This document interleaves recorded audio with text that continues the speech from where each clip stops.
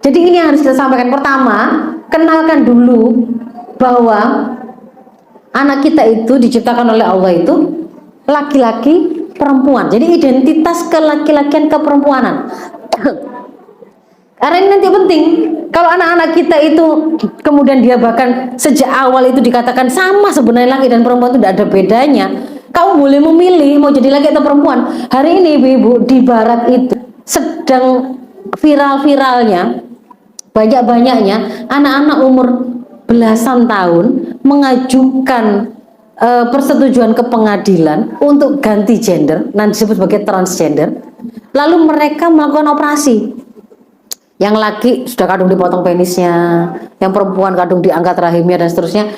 Usia 14 tahun dia operasi, usia 16 tahun, 17 tahun dia baru dapat kesadaran. Dia merasa menyesal. Mau balik ke identitas awal sudah tidak bisa. Itu sekarang buahnya. Kalau ibu-ibu nyekrol sosmed akan ketemu itu.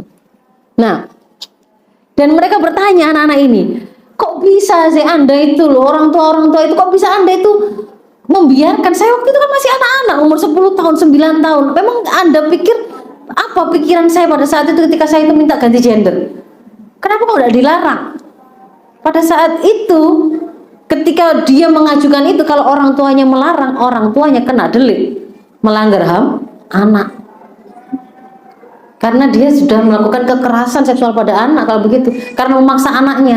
Nah, ini ide rusak ini loh, mau diadopsi ke sini, jangan mau. Maka yang pertama kita harus sampaikan, laki perempuan itu jelas. Anak kita laki itu gimana cirinya, anak kita perempuan itu gimana cirinya. Gak usah bingung menerangkan kamu itu laki-laki nak, karena kamu ada begini-begini. Perempuan itu begini nak. Maka kemudian kelaki-lakian keperempuanan itu kemudian kita ajarkan. Itu penting karena nggak gitu nanti mereka bisa jatuh kepada homoseksualitas di kemudian hari. Dia merasa identitas dirinya terjebak dalam tubuh yang salah, kan gitu kan ya, transgender itu kan begitu. Lalu yang kedua, kita terangkan tentang ada jamaah laki dan perempuan itu memang kemudian terpisah dan bertemu hanya dalam kerangka kerjasama yang penuh kehormatan, ta'awun, gak campur baur.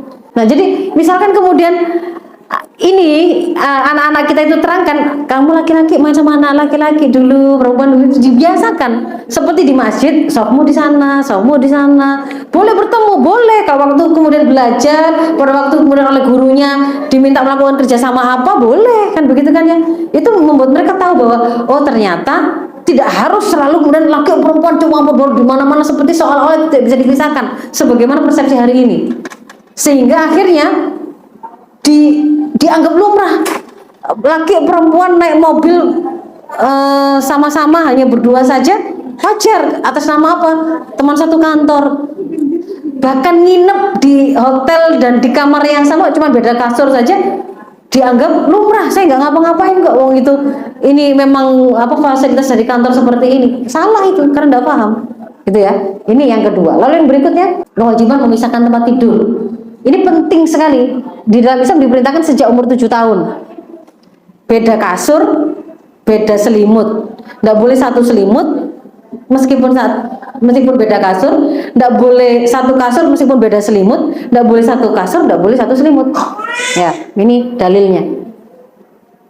Ini ya, nanti dibaca sendiri. Itu nanti ibu-ibu, karena bisa jadi anak-anak tadi itu kemudian di dalam satu kasur tadi atau dalam satu selimut tadi, mereka kemudian pada waktu tidur itu mungkin ada aurat yang tersingkap, ada kemudian godaan setan di situ, kemudian mereka melakukan eksplorasi karena keingintahuan dan terjadi hal-hal yang tidak diinginkan. Bisa di situ. Nah, yang berikutnya, perkenalkan kepada mereka kehidupan khusus, kehidupan umum.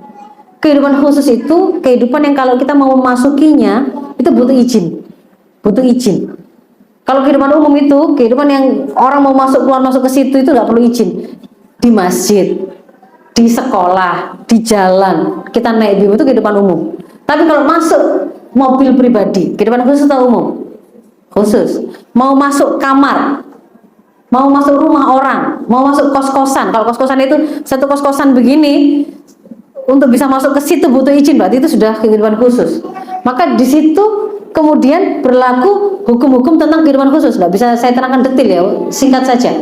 Termasuk diantaranya adalah bahwa di dalam kehidupan khusus itu akan ada aurat-aurat yang terlihat, yang itu berbeda dan di kehidupan umum harus tutup secara sempurna. Jadi anak diperkenalkan tentang batasan aurat, tentang kapan mereka boleh terlihat auratnya. Maka tidak boleh kemudian ibu-ibu itu memandikan anaknya misalkan di di depan rumah, di jalan, meskipun dia masih anak-anak. Itu pembiasaan untuk tidak membuat aurat anak terlihat oleh publik, padahal itu tempat umum.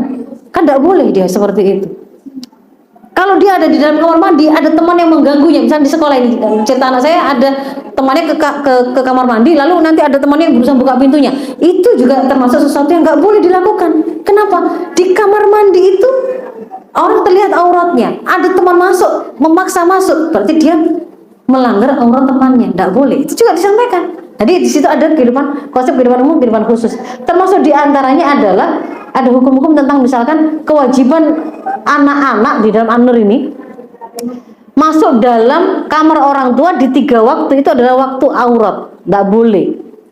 Di sini An-Nur 30:31, hukum menundukkan pandangan, tidak boleh melihat aurat orang, karena ini nanti akan menjadi awal dari dia waspada terhadap keberadaan orang yang akan merusak ifah mereka, melakukan pegangan-pegangan, digoda-goda, dibully dengan cara dipelorot-pelorot gitu. Itu tidak boleh, karena dia sudah tahu tadi itu, dia tidak boleh memperlihatkan aurat, dia tidak boleh terlihat aurat, dia juga nggak boleh melihat aurat. Nah, orang tidak boleh kemudian juga melihat auratnya, kecuali misalkan di dokter, ada keperluan orang tuanya. Nah, itu disampaikan di situ, karena nanti itu akan menjadi benteng tersendiri untuk anak-anak kita. Ini termasuk di situ adalah sentuhan-sentuhan yang kemudian di area-area yang nggak boleh itu disentuh oleh orang, itu diperkenalkan juga. Kemudian ini ya, yang tadi saya sampaikan, perintah untuk meminta izin pada 3 waktu aurat, meskipun mereka masih anak-anak. Masuk kamar orang tua di 3 waktu, subuh, tengah hari setelah zuhur, lalu kemudian setelah sholat isya, itu adalah waktu-waktu aurat yang kalau anak mau masuk ke kamar orang tua wajib dengan izin, meskipun dia masih anak-anak. Kalau di luar itu anak-anak boleh tidak dengan izin, kalau orang dewasa sepanjang waktu mau masuk ke kamar harus dengan izin.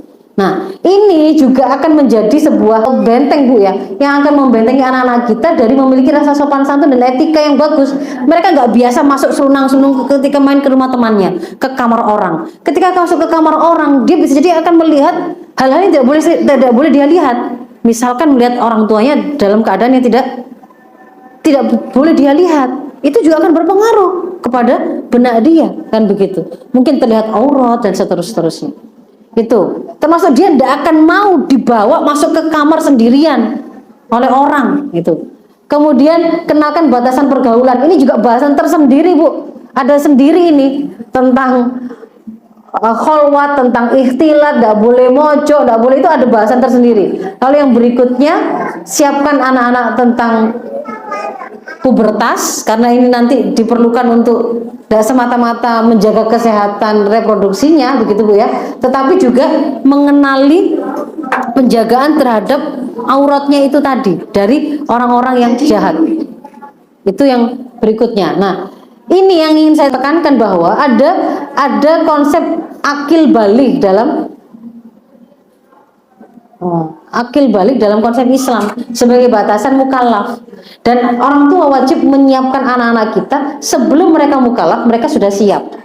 Lalu baru bicara tentang kesehatan reproduksi, bagaimana kalau mereka mau pipis nanti cawinnya seperti apa supaya nggak jadi penyakit, supaya lebih mandiri, supaya nggak kemudian butuh bantuan orang. Kalau orang yang nolong malah kemudian akhirnya dia malah jadi korban pelecehan seksual. Nah, itu pentingnya di sini juga.